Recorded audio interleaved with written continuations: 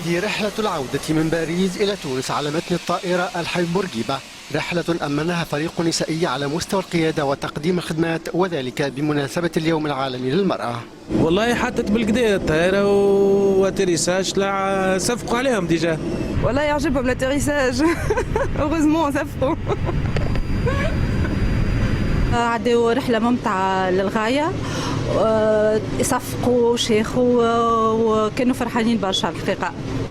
برنة أليسا مؤسسة قرطاج وملكتها الأولى ورموز الحضارة الفينيقية وقفن في غرفتهن على مدى ثقافتهن وعلمهن، فعندما يلغى هذا اليوم من قاموس الاحتفالات فيمكن وقتئذ الحديث عن المساواة بين المرأة والرجل.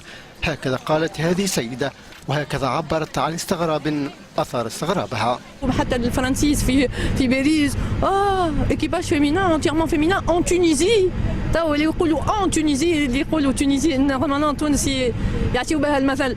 المرأة التونسية معروفة معناتها في العالم أجمع، دونك عندها مكانتها وعندها قيمتها تبارك الله، وصلت في المجالات الكل، دونك عندها قيمتها بارتو معناتها.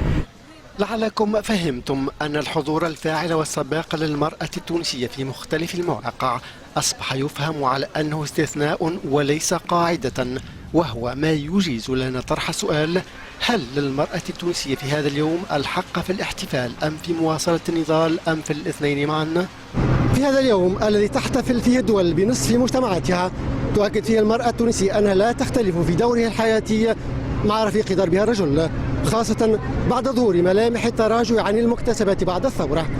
من مطار تونس قرطاج، طارق ممعاوي للتلفزة الوطنية التونسية.